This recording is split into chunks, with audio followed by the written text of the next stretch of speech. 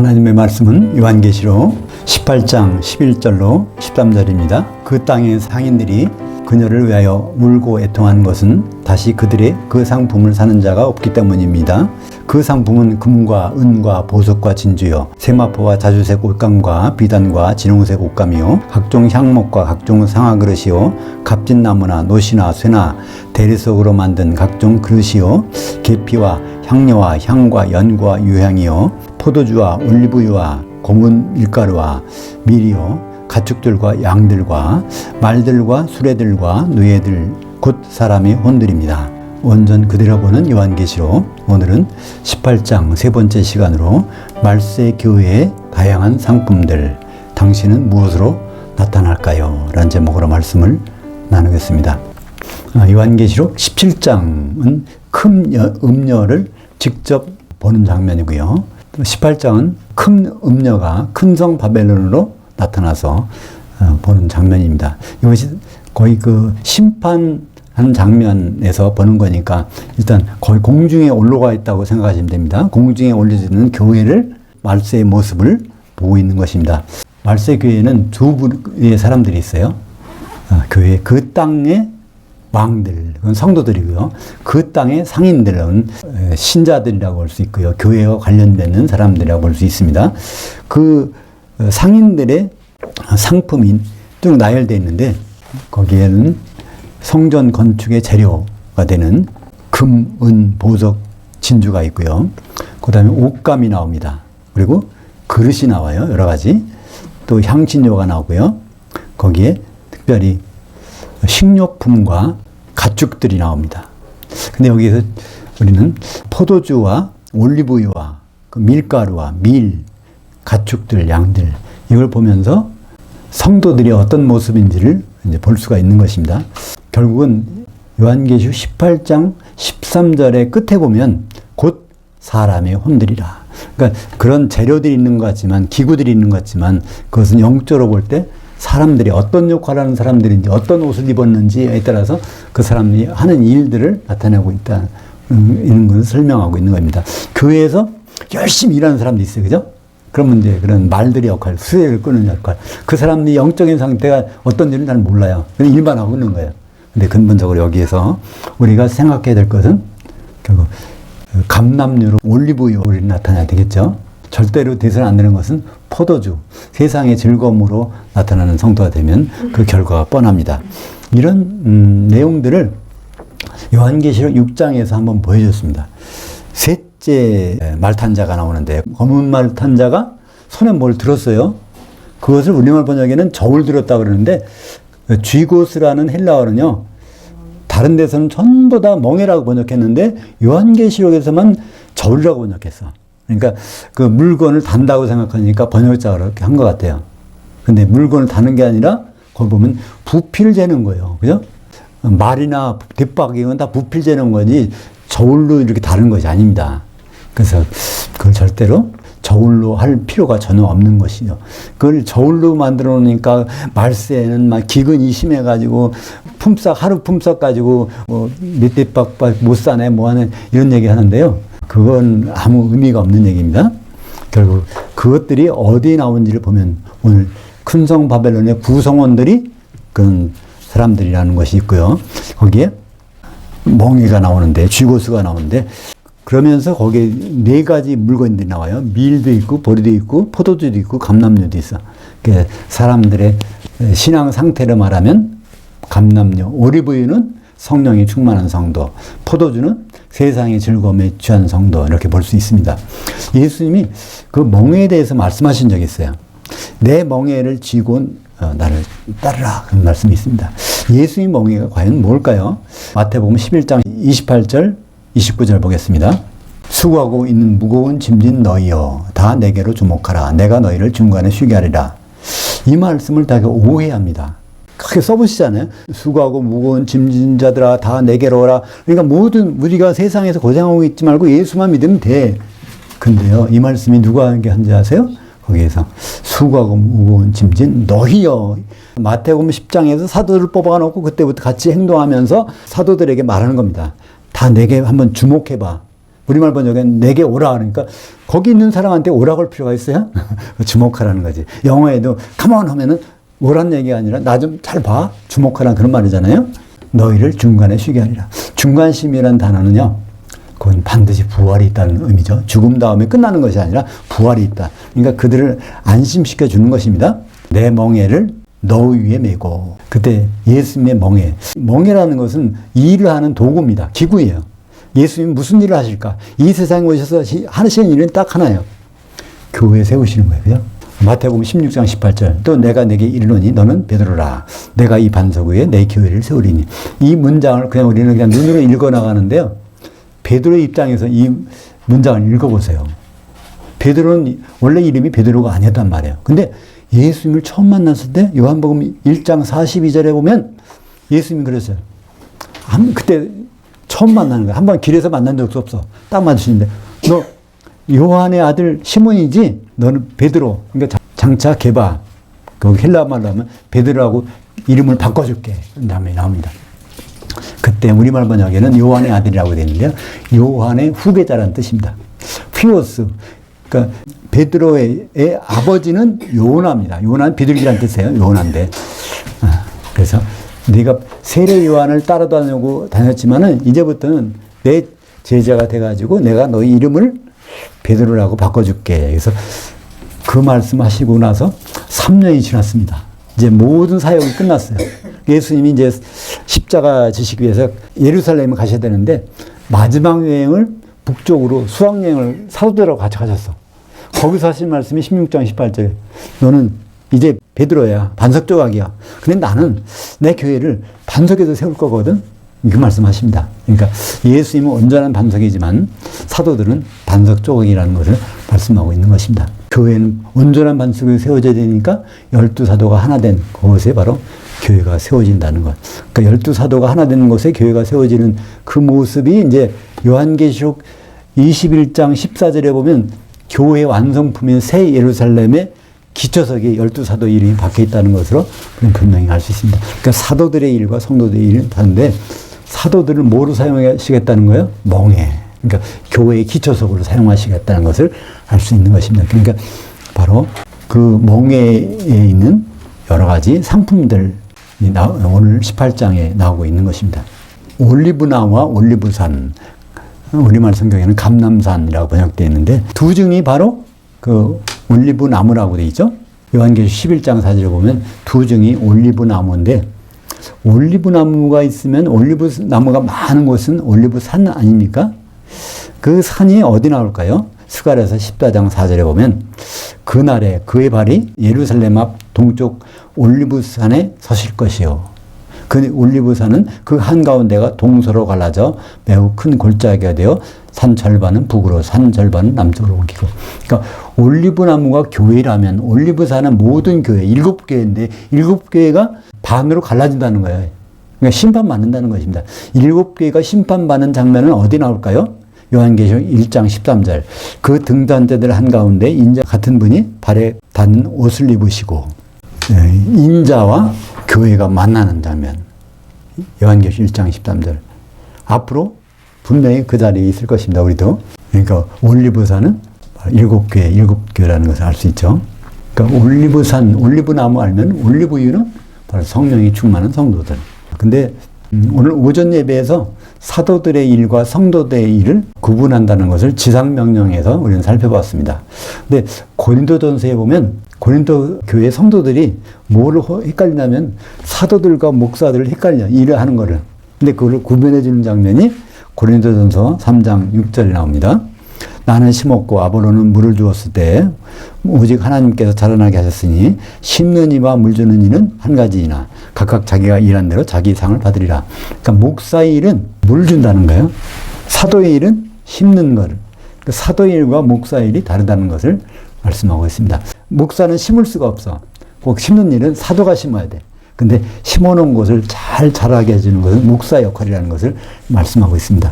그러니까 목사님들의 역할은 자기의 의견을 주입하는 것, 절대 심는 건 안 되죠.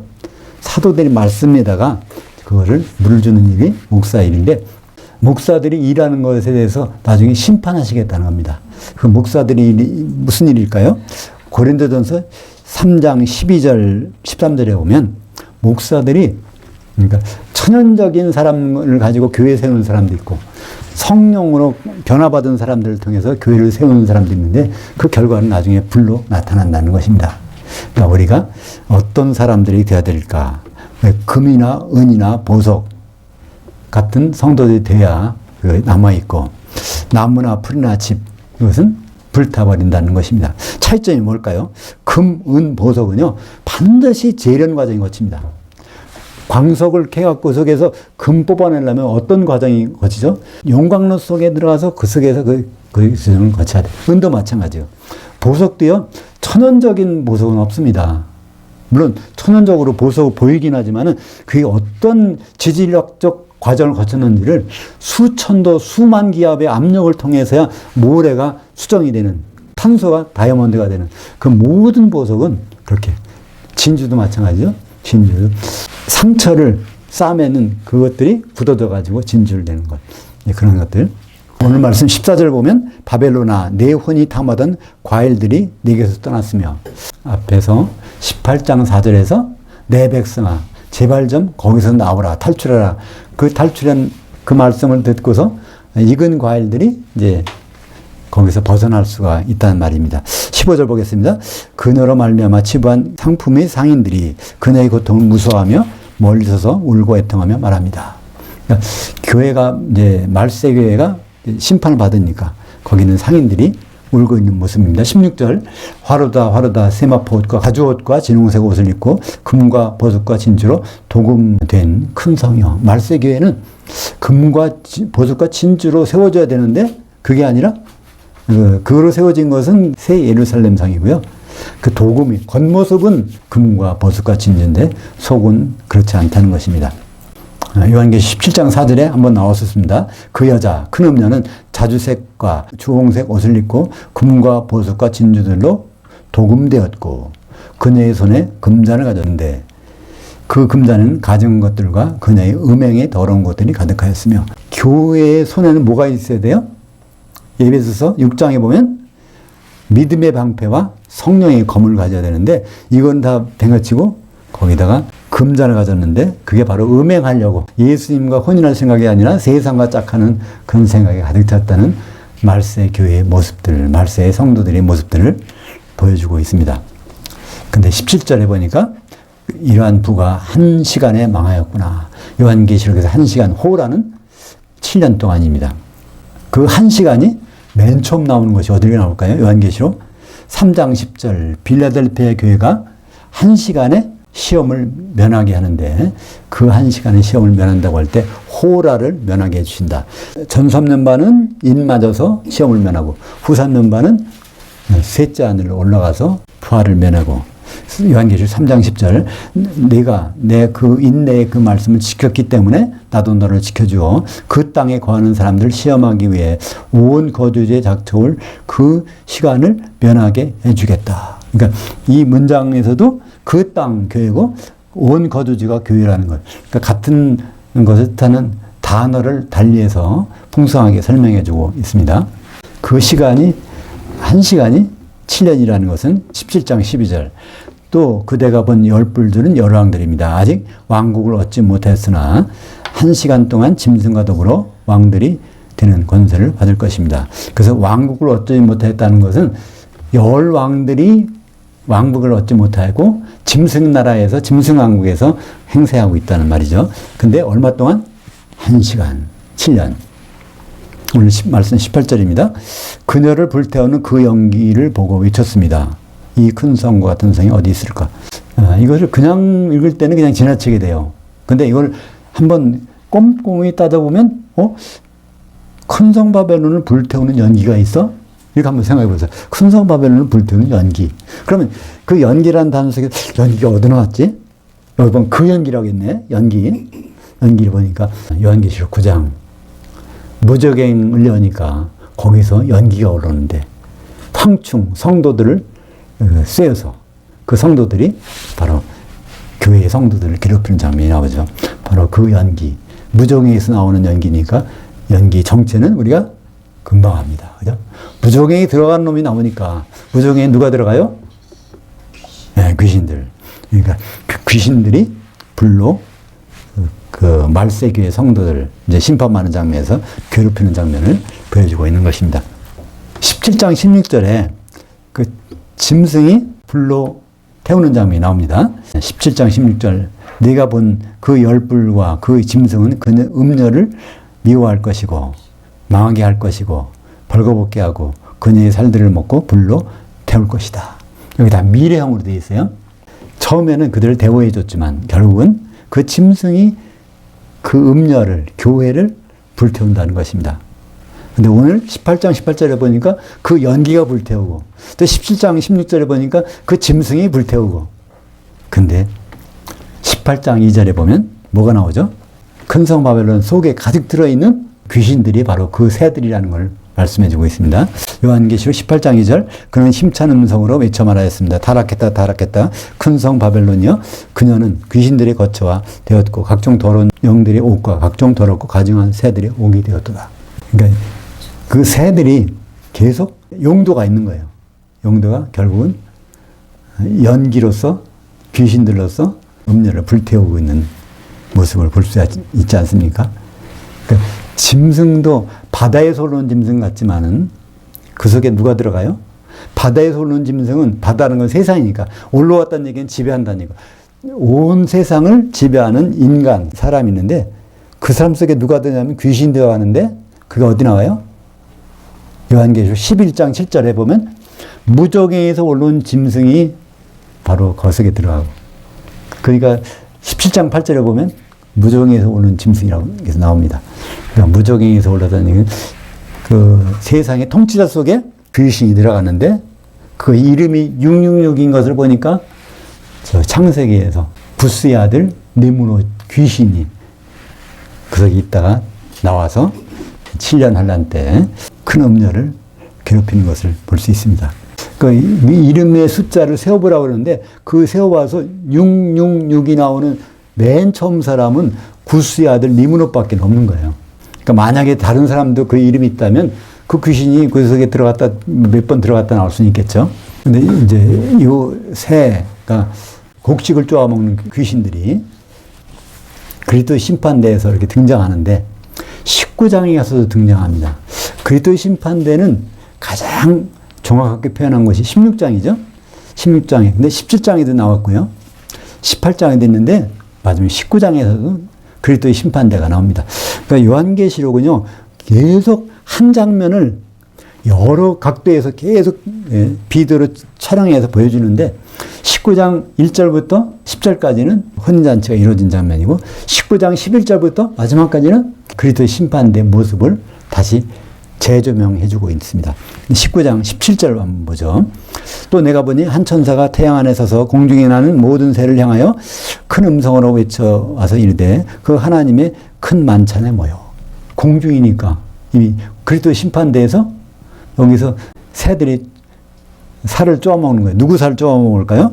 요한계시록 19장 18절 그 왕들의 살과 그 성도들이죠. 그 왕들의 살과 장군들의 살과 장사들의 살과 말들과 그것들을 탄 자들의 살과 자유인들이나 종들이나 작은 자들이나 큰 자들이나 모든 자의 살을 먹으라 하더라. 근데 살을 먹는 것이 어떻게 먹는 거냐면 요한계시록 19장 21절 그 나머지는 그 말 탄 자의 입으로부터 나오는 검의 죽음에 모든 새가 그들의 살로 배불리더라. 여기서 그 나머지라고 했는데 그때 바다에서 오는 짐승과 땅에서 오는 짐승은 불못으로 보내고 불못까지 않고 남아있는 사람들, 기독교인들이죠. 왜냐하면 기독교인들이 공중에 올라간 거니까 그들은 여기서 모든 새가 그들의 살로 배불리더라. 그러니까 모든 새는 더러운 영들, 가증한 새들, 귀신들 이들이 눈에 보이기는 연기로서 보이지만 사실은 그들이 귀신들이라는 것을 말씀해 주고 있는 것입니다. 19절에 마지막에 그들의 모습을 다시 한번 보여줍니다. 그리고 그들은 자기 머리에 뿌리고 울며 애통하며 외쳤습니다. 화로다 화로다 그 이 큰 성이여 바다에서 배들이를 불리는 모든 자가 그녀의 그 보배로운 상품으로 치부하였더니 그녀가 1시간에 망하였구나. 여기서 1시간 우리 너무나 익숙합니다. 7년이 지나니까 그것도 끝났다. 그런 말씀이죠. 기도하겠습니다. 하나님 아버지, 오늘 말세 교회의 상품들을 보았습니다. 그들은 바로 사람의 혼들인데 여러 가지 모습으로 교회 생활하고 있는 그 모습 중에서 우리는 반드시 감람 올리브유의 모습으로 끝까지 남을 수 있도록 인도하여 주시옵소서. 예수님 이름으로 기도합니다. 아멘.